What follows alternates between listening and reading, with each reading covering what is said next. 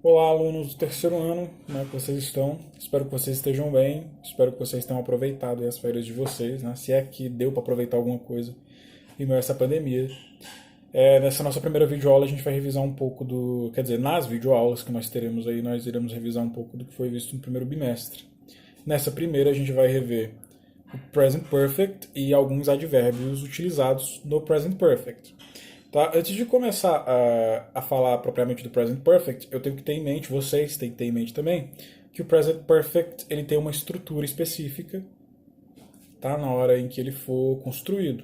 Tá? Vai aparecer um slide para vocês aí no fundo, por isso que eu estou gravando o celular assim na vertical, para a tela poder ficar pequena e eu poder aproveitar o maior espaço de tela. Tá? Então no slide aí que está aparecendo para vocês, é Present Perfect Tense, que é o tempo verbal Present Perfect. We form the present perfect tense with have plus past participle. Né, quando nós utilizamos o present perfect, nós utilizamos com a seguinte estrutura: o have, se for primeira, segunda pessoa do singular e terceiras do plural, e has, se forem as terceiras pessoas do singular. Depois do have ou has, aí eu vou usar o verbo principal no particípio passado. Tá? Porém, existem alguns verbos que são regulares e irregulares. Tá? Primeiro, preste atenção aqui na estrutura. Eu vou usar have sempre em I, que é a primeira pessoa do singular, you, we e they, que são as terceiras pessoas do plural. Tá? Quando forem as terceiras pessoas do singular, he, she, it, tá? Aí eu vou usar has. Tá? Esse John que está aparecendo no slide para vocês, ele equivale a ele, tá? Porque é um nome masculino. Não sei porque eu coloquei aqui. Aí, quando forem as terceiras pessoas do singular, eu vou transformar o have em has. Tá? Então, será sujeito, verbo auxiliar mais verbo principal no particípio passado. Ok? É o que acontece. Existem verbos regulares e irregulares na língua inglesa. Os verbos regulares, como o próprio nome já diz, são aqueles verbos que seguem a regra. Que regra seria essa? Verbo regular no passado é todo verbo que termina com ed no final. E verbo irregular é todo verbo que não termina em ed no final, no passado simples e nem no particípio passado. A gente vai ver aqui alguns verbos irregulares no passado simples e no particípio passado. Né? Por exemplo, eu tenho do aí, que no passado simples vira did e no particípio passado vira done. Eu tenho be, que no passado simples é was, were, e no particípio passado vira been. Eu tenho write, que vira wrote no presente simples, e no particípio passado vira eaten. Eu tenho draw, que é desenhar, no particípio passado ele vira drawn, e no presente simples ele é drew. Tá? Eu tenho break, que no passado simples é broke, e no particípio passado é broken. Aí eu tenho speak, que no passado simples é spoke, e no particípio passado é spoken. Tá? Então reparem que nenhum deles aí terminou em ed, nem no passado simples e nem no particípio passado. Aí eu tenho mais verbos. Eu tenho take, que vira took no passado simples, taken no particípio passado. Aí eu tenho ride, que vira rode no passado simples e riding no particípio passado. Drink, drank passado simples, drunk no particípio passado. Swim, né, no passado, swim no presente, swam no passado simples e swum no particípio passado. Aí eu tenho throw, no passado simples ele vira true e no particípio passado ele vira true. No passado simples, se vira só e no particípio passado vira seen. Go no passado simples vira went e no particípio passado ele vira gone. Aí eu tenho swap, swept, swept, tanto no passado simples quanto no particípio passado. Aí eu tenho make, que vira made, made, tanto no passado simples quanto no particípio passado. Aí eu tenho get, que vira got no passado simples e got no particípio passado. É a mesma coisa. Aí eu tenho agora os verbos regulares. Presta atenção que os verbos regulares são aqueles que terminam com ed no final, tanto no passado simples quanto no particípio passado. Tá? A diferença do passado simples para o particípio passado, em questões de uso específico, é bem parecido. Tá? O particípio passado ele sempre é usado quando as ações, ela, de uma certa forma, mantêm um contato com o presente. Tá? Mantém uma relação. E o particípio passado e o passado simples ele estabelece uma ação já findada, a ação já aconteceu. Tá? O particípio passado no português é aqueles, né, verbos terminados em ado, edo, ido. Tá? Então, esse é o particípio passado no inglês. Por exemplo, no português, a gente fala, eu tinha assistido esse filme. Assistido. né? Então, o assistido em inglês será o watched, né? Reparem que o watched termina em ed, então ele é regular aí nesse caso. Tá, então eu tenho aqui os verbos regulares, eu tenho pant, que vira panted, tanto no presente simples quanto no particípio passado. Aí eu tenho move, que vira moved, tanto no passado simples quanto no particípio passado. Eu tenho titty, que vira titted, tanto no passado simples quanto no particípio passado. Então esses verbos são regulares porque todos eles terminam em ed. Reparem aí que no final de cada verbo tem o ed. Aí eu tenho o exemplo número 1 aí. We use the present perfect tense to show the result of an action. Nós usamos o presente perfeito, que é o present perfect, para mostrar o resultado de uma ação. Por exemplo, olha só. Na letra A eu tenho um exemplo no presente. Ben is eating a chicken leg. Ben está comendo a perna de uma galinha. Né? Ben está comendo a coxa da galinha, né? Porque galinha não tem perna. E na letra B eu tenho aí Ben has eaten the chicken leg, a chicken leg. Ben comeu uma perna de galinha. Primeiro, na letra B, o exemplo está sendo no present perfect. Eu não uso nada que marque tempo aqui. Tudo bem?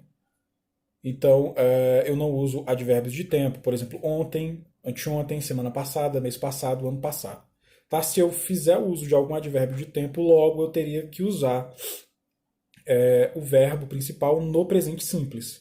Tá? Então, essa é uma das diferenças entre simple past também e present perfect. É o uso de advérbios de tempo.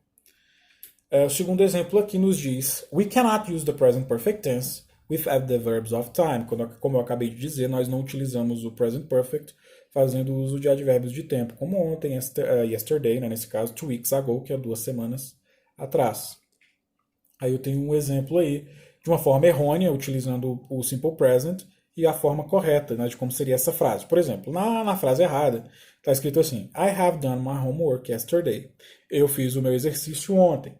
A frase até que estaria certa, correta, se não estivesse utilizando um advérbio de tempo. Né? Se a frase tivesse escrita somente I have done my homework, estaria correta. Porém, como utilizou um advérbio de tempo, ela está errada. Então a frase utilizando um advérbio de tempo teria que fazer o uso do simple past, né? Que nesse caso é o did. I did my homework yesterday. Already e yet. Already e yet são advérbios que podem ser usados no present perfect, ok? In the present perfect tense, we use yet with questions or negative no sentences, tá? No presente perfeito, eu uso o yet e o already, nesse caso aqui só yet, em sentenças afirmativas e interrogativas. A tradução do yet em sentenças interrogativas é já e sentenças afirmativas é ainda. Desculpa, negativas, tá? É ainda. Ainda não, nesse caso. Por exemplo, have you eaten the apple yet? Apple yet? Você já comeu as maçãs? Have you eaten the apples yet? Você já comeu as maçãs? É uma interrogativa, uma pergunta. E aí ele responde, no, I have eaten the apples yet. Não, eu ainda não comi as maçãs. Tá? Então, em sentenças interrogativas, o yet será traduzido como já. E em sentenças negativas, ele será traduzido como ainda não. Sempre será usado no final das frases, tanto negativa quanto interrogativa. O already, a gente vai ver o already agora. No present perfect, we use already with positive sentences. No slide está positive, que é sentenças afirmativas. Mas eu posso usar o already também em sentenças interrogativas. Tá? O already vai ser traduzido como já. Eu vou usá-lo ou no final ou antes do verbo auxiliar have, tá? Aí eu tenho alguns exemplos aí, como vocês podem ver. Na primeira pergunta eu tenho assim: Have you eaten the apples yet? Você já comeu as maçãs? Aí o locutor responde assim: Yes, I've already eaten the apples. Sim, eu já comi as maçãs. Nesse primeiro exemplo aí, o already vem depois do verbo auxiliar. Eu tenho aí I apóstrofe VE, esse I've aí é a contração de I have, tá? Então eu posso falar I have ou eu posso falar I've. E aí no terceiro exemplo eu tenho o seguinte: I've eaten the apples already. Eu já comi as maçãs. Eu vou traduzir como já no início de frase, porém o uso do already está no final. Então eu vou usar o already em sentenças interrogativas afirmativas. Tá? Ele pode vir tanto depois do verbo auxiliar ou no final da sentença. Tudo bem? Já está escrito aí no slide, né? Em inglês, already goes in the middle of or at the end of the sentence. Né? Ele pode vir tanto no meio quanto no final da sentença. Aí eu tenho aí once, twice. Once e twice é traduzido como uma vez e duas vezes, respectivamente. Eu vou utilizá-los para definir uma frequência, tá, na sentença. Aí eu tenho uma explicaçãozinha aí do slide. In the present perfect tense, we use once, twice to express frequency. Né? Eu utilizo once e twice para indicar, para expressar a frequência. Aí eu tenho um exemplo aí. How many times do you give flowers to the pop star? Né? Com que frequência, quantas vezes você já deu flores para um artista, para um popstar? Aí o interlocutor responde assim: I've given flowers to a pop star once only. Eu só dei flores uma vez somente. Ok? E no segundo exemplo aí eu tenho I've given flowers to a pop star only once. Tá? Eu vou usar once e twice sempre no final da sentença. E eu posso falar eu posso falar only once ou once only, tá? Como está no exemplo aí. Na primeira sentença eu utilizo once only, na segunda only once.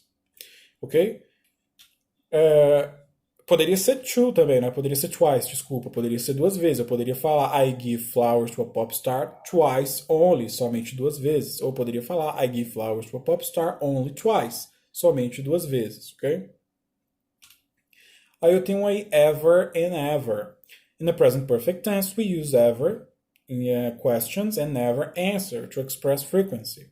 Né? No presente simples, no presente perfeito, nós utilizamos o ever em perguntas e o never em respostas. Porém, eu tenho que ter cuidado porque o ever, dependendo da posição dele e o contexto, ele pode ser traduzido de uma outra forma. Aqui vai ser sempre como já, mas ele também, em outras situações, pode ser traduzido como sempre, ou de todos os tempos. Tá?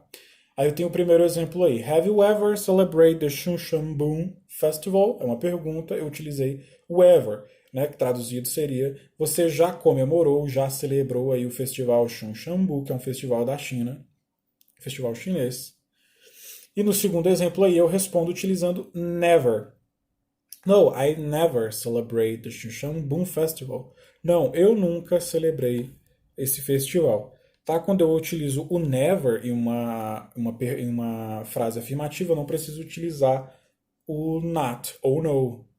Quer dizer, o no eu utilizo para responder, né? Eu não utilizo o not, porque ele já indica uma negação. Então eu não preciso falar no, I have not never. Tá? Então só no, I've never. Tá? Então eu vou utilizar o ever em perguntas e o never em afirmações. Eu vou deixar para vocês um questionário aí abaixo, aqui do lado do vídeo, abaixo. Cliquem nesse link e respondam o questionário. Respondam também a lista de chamada. Eu vou postar outro vídeo aí continuando as nossas revisões até semana que vem. Tá? Então é isso, estudem. Espero que vocês consigam manter um bom ritmo aí até a gente poder retornar às nossas aulas na escola quando o coronavírus for embora e a gente poder voltar ao normal. Então é isso, fiquem com Deus. Qualquer dúvida, eu estou à disposição para responder vocês aí. Me procurem no WhatsApp se quiserem. Ou podem continuar usando aquela plataforma lá da nossa turma, no Google Class, tá? Que eu também respondo por lá. Então é isso, estudem. Abraço a todos, fiquem com Deus e até a próxima.